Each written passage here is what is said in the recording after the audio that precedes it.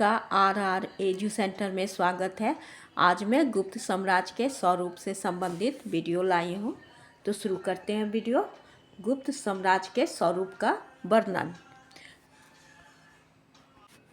गुप्तकालीन अभिलेख, मुद्रा, फाह्यान के विवरण, विशाख दत्त के पुस्तक और कामदत्त के नीति शास्त्र से गुप्त काल की राजनीतिक व्यवस्था, प्रशासन व्यवस्था और इस काल की स्थिति का स्वरूप की जानकारी मिलती है। गुप्त शासक द्वारा विशाल साम्राज्य की स्थापना की गई थी, जो उत्तर में हिमालय, दक्षिण में मध्य प्रदेश तक, पूर्व में असम और दक्षिण में सौराष्ट्र, पश्चिम में सौराष्ट्र तक फैला हुआ था। इस विशाल साम्राज्य पे प्रभावशाली नियंत्रण स्थापित करने के लिए प्रशासनिक तंत्र का निर्माण किया गया था, जिससे साम्राज्य में सुख शांति समृद्धि बनी रही थी। गुप्त प्रशासन व्यवस्था। गुप्त शासकों द्वारा परमेश्वर, महाराज धीराज, परम भट्टारक आदि उपाधि धारण किए जाते थे। इन्हें ईश्वर के तुल्य घोषित किया गया था। इलाहाबाद स्तंभ लेख में समुद्रगुप्त को ईश्वर के रूप में धरती का राजा माना गया है। रानियां या राजकुमारियां प्रशासन संचालन में भाग नहीं लेती थी, किंतु कभी कभी रानी भी परम भट्टारक की उपाधि धारण करती थी। इस काल में शासन व्यवस्था वंशानुगत था। प्रायः ज्येष्ठ पुत्र ही शासक बनते थे। सेना। राजा की अस्थायी सेना होती थी। सामंतों द्वारा समय समय पर सेना दिए जाते थे। सम्राट के अधिकार असीमित थी। सम्राट स्वयं ही प्रांतीय शासन, प्रमुख सैनिक और नागरिक अधिकारियों की नियुक्ति करते थे। सम्राट मुख्य न्यायाधीश और सेनापति थे, किंतु वह स्वेच्छाचारी और निरंकुश शासक नहीं थे। गुप्त काल में सम्राट के परामर्श देने के लिए मंत्री परिषद होती थी। मंत्रियों के लिए सचिव या मंत्री शब्द का प्रयोग किए जाते थे। अमात्य एवं मंत्रियों का पद वंशानुगत होता था। शासक का प्रत्येक विभाग किसी न किसी मंत्री के नियंत्रण में होता था। प्रशासन में अनेक सैनिक और नागरिक अधिकारी की नियुक्ति की जाती थी। महाबलाधिकृत जो मुख्य सेनापति होते थे, महादंड नायक जो सेनापति कहलाते थे, और महाप्रतिहार जो महल के सुरक्षाकर्मी के प्रमुख अधिकारी होते थे। ये उच्च पद अधिकारियों की नियुक्ति की जाती थी। महाबलाधिकृत अपने अधीनस्थ अधिकारियों पर नियंत्रण रखते थे। इनके अधीनस्थ अधिकारी में महाअश्वपति जो घुड़सवार के प्रमुख होते थे, महापिलुपति हाथियों के नियंत्रक, सेनापति और बलाधिकृत सम्मिलित थे, जो इनके महाबलाधिकृत के अधीन रहते थे। गुप्त काल में विदेशी मंत्री को संधि विग्रह कहा जाता था। यह उच्च अधिकारी होते थे। सेना के रसद विभाग के प्रमुख रणभंडारगारी कहलाते थे। कालिदास के पुस्तक में उल्लेख किया गया है कि इसके अलावे सम्राट के निरीक्षक में एक केंद्रीय सचिवालय भी होते थे। प्रांतीय प्रशासन की देखरेख के लिए गुप्त साम्राज्य को देश कहा जाता था। देश का शासक राजा होते थे। राज्य कई प्रांतों में विभक्त होते थे, जिसे भुक्ति कहा जाता था। प्रांतीय शासकों की नियुक्ति सम्राट स्वयं करते थे।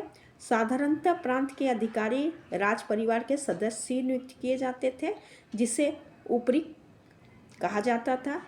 प्रांत जिले में विभक्त था, जिसे विषय कहा जाता था। इसके प्रधान अधिकारी विषयपति कहलाते थे। विषय पेठ में विभाजित था। पेठ के अधिकारी पेठपति कहा जाता था। पेठ को ग्राम में विभाजित किया गया था, जिसके अधिकारी ग्रामपति या महत्तर होते थे।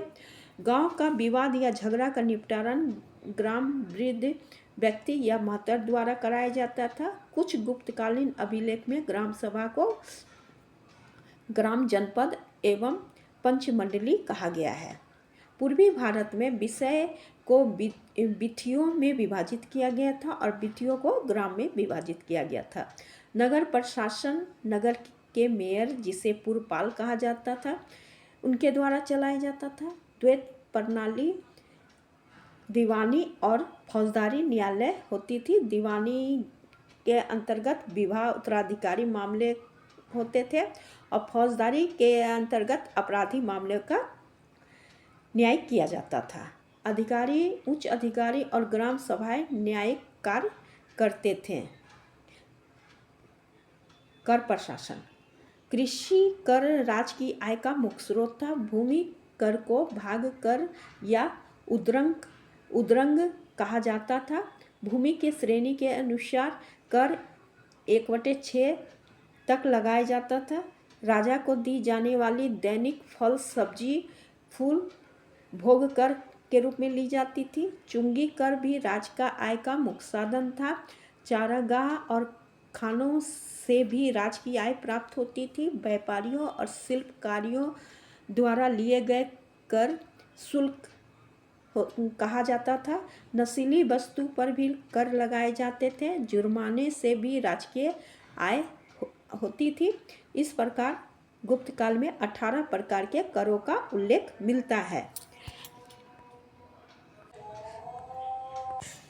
अक्षपटलाधिकृत का कार्य लेखांकन, दस्तावेज की जांच करना, राज्य के खर्चों को देखना, गबन किए गए धन की जांच करना तथा जुर्माना लगाए गए धन वसूलना इत्यादि कार्य करते थे। पुस्तपाल का काम सभी चीज का रिकॉर्ड रखना था। कृषि विद्वानों के मत अनुसार गुप्त काल में राजा खेतों के एकमात्र स्वामी होते थे, जिनकी जानकारी बुद्धगुप्त के पहाड़पुर के ताम्रपत्र से मिलता है, जिसमें राजा को सैद्धांतिक रूप से स्वामी घोषित किया गया था। अभिलेख में बहुत से प्रकार के भूमि का वर्णन किया गया है। जिस भूमि में खेती होती थी उसे क्षेत्र कहा जाता था। जो भूमि कृषि योग्य नहीं होती थी उसे खिला कहा जाता था। जंगल भूमि को अपृहत कहा जाता था। चारावाह भूमि को गोपन सारह कहा जाता था और व्यक्ति के रहने योग्य भूमि को वस्तु कहा जाता था। भूमि के मापने के लिए विभिन्न प्रांतों में मापन इकाई निर्वर्तन, कुलिया वाप तथा द्रोणा वाप के नाम से जाना जाने वाले मापन इकाई थी। नारद ग्रंथ के अनुसार बांध 2 प्रकार के थे। पहले बार्धे, जो बाढ़ से कृषि भूमि की रक्षा करते थे। दूसरा खाया, जो कृषि के उद्देश्य को पूरा करते थे। उद्योग तथा शिल्पकला। गुप्त काल के पुस्तक अमरकोश से इस काल के शिल्प उद्योग का वर्णन मिलता है। तक्षशिला, अहिछत्र, मथुरा, राजघाट, कौशाम्बी और पाटलिपुत्र गुप्त काल के शिल्पकला के उत्पादन का प्रमुख केंद्र थे। यहाँ मिट्टी से बने वस्तु, हाथी दांत के बने वस्तु, विभिन्न पत्थर, मोती, शीशे के समान धातु से बनी वस्तु आदि का ये सब केंद्र थे।